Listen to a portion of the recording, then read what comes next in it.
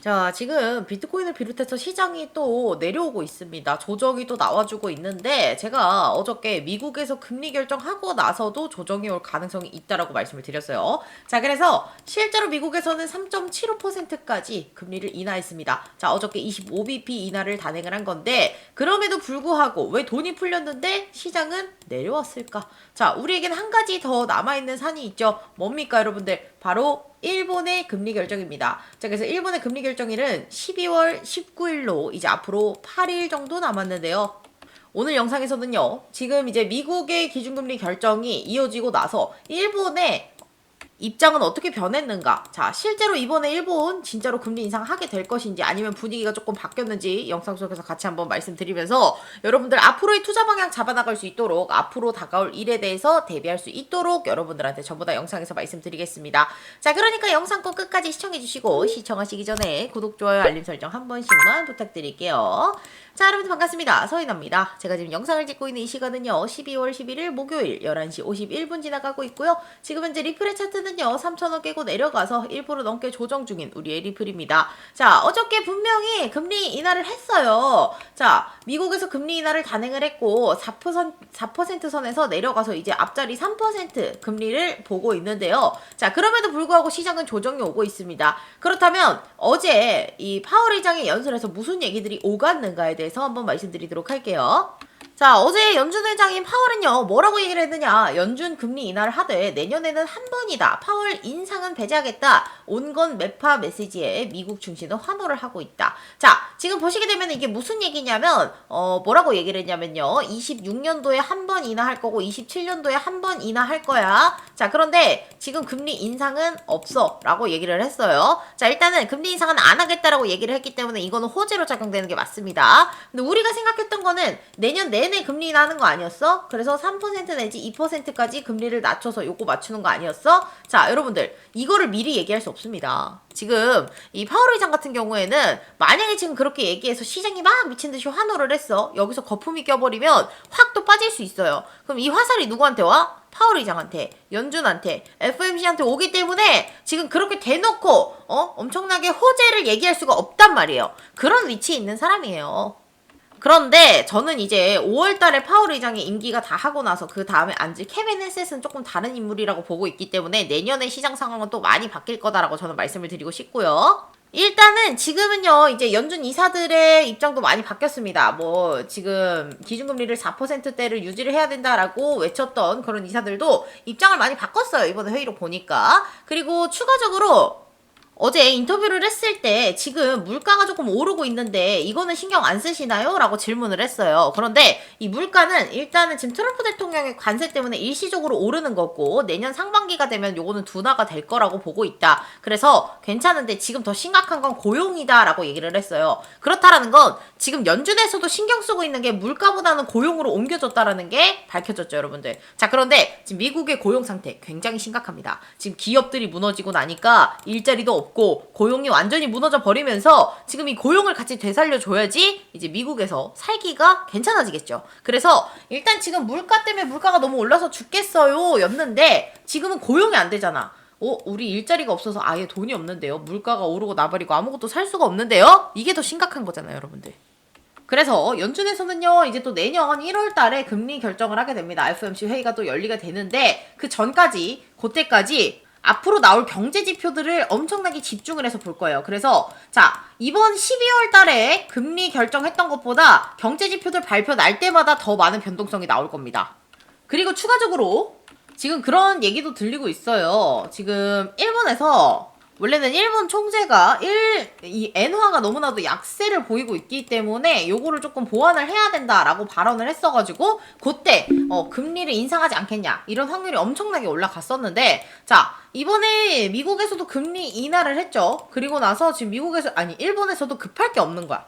그래서 이번에 일본은행 총재도 이렇게 발언을 했습니다. 최근 장기 금리 상승의 속도가 약간 빠르다. 그래서 조금 조절을 해볼까? 요런 뉘앙스를 또 풍기고 있어요. 그래서 금리 인상이 뒤로 밀릴 수도 있다라는 요런 전망들이 나오고 있는데 사실 이번에는 진짜 결과가 나와봐야 알 것 같아요, 여러분들. 일본 같은 경우에는 결과가 나와봐야 알 것 같고 요때 19일까지는 우리가 살짝 기다려주면서 약간의 관망 상태를 유지하는 게 좋을 것 같다라고 저는 말씀을 드리고 싶습니다.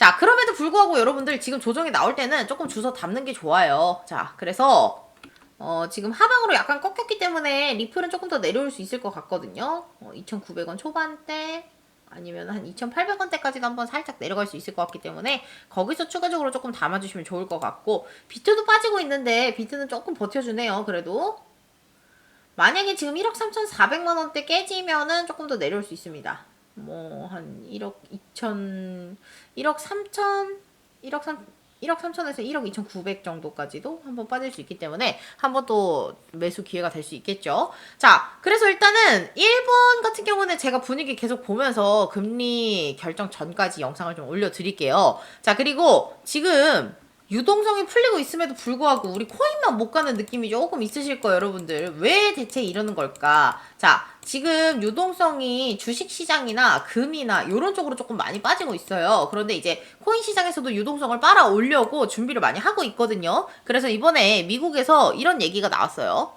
자, 이제 미국 은행에서요, 여러분들 공식적으로 비트코인을 사고 팔고 할 수 있게끔 이제 승인이 떨어졌습니다.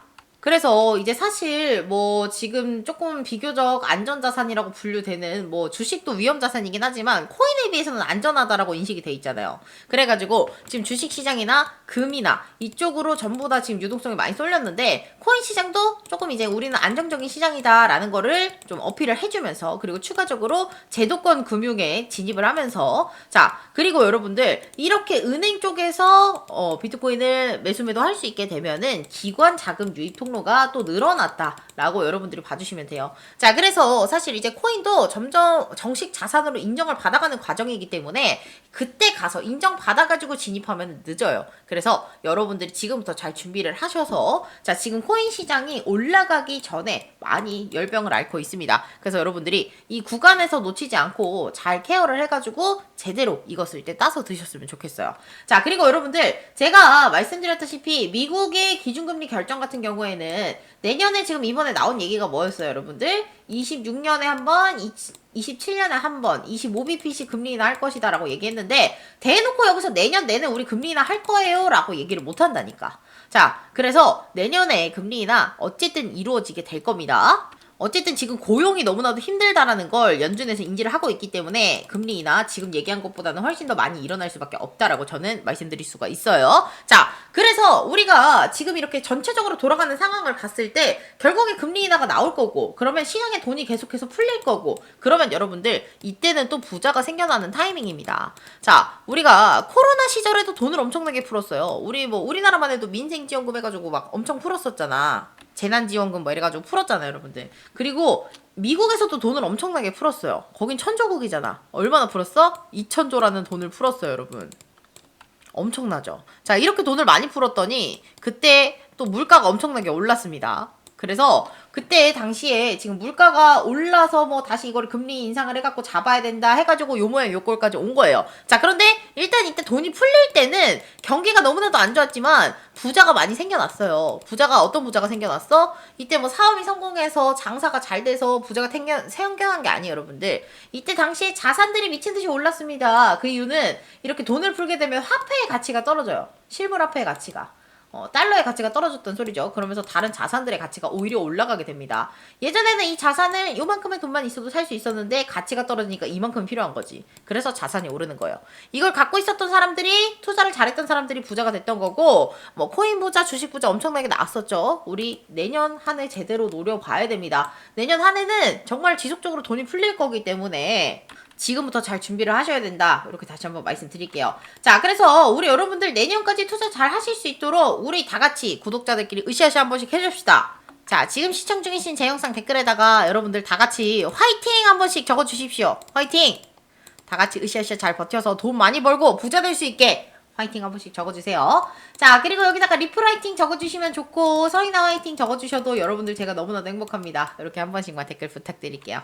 자, 이렇게 댓글 달아주셨나요? 자, 그러면은 여러분들 제가 지속적으로 또 일본의 금리 인상 기조가 어떻게 되는지 보면서 영상 올려드릴 거고, 오늘은 댓글 보고 마무리하도록 하겠습니다. 네, 화이팅, 굴장 화이팅, 서인아 최고요. 서인아 화이팅, 같이 다들 댓글 감사드리고요. 네, 리플 화이팅, 서인아 화이팅, 다들 감사드립니다.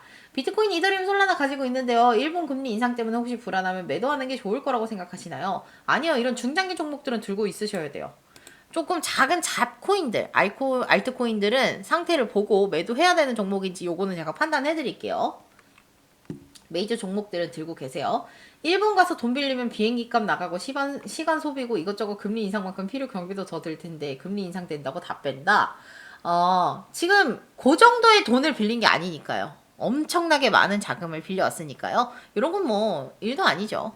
그래서 어쨌든 금리 인상이 나오게 되면은 엔캐리 트레이드 청산 사태가 발생할 수 있는 건 맞습니다. 근데 사실 엔캐리 트레이드 청산 사태를 걱정해서 빠지는 물량이 더 많은 것 같아요. 제 생각엔. 사실 그렇게 엔캐리 트레이드 청산 물량이 많이 나오진 않을 건데 그걸 걱정해서 파는 물량들이 더 많을 거다. 저는 이렇게 말씀드리고 싶습니다. 자, 그래서 오늘도 댓글 전부 다 확인했고요. 오늘 영상 여기까지 마무리하도록 하겠습니다. 자, 그러면 여러분들 오늘도 제 영상 끝까지 시청해주셔서 너무나도 감사드리고요. 우리 또 다음 영상에서 만납시다. 그럼 안녕.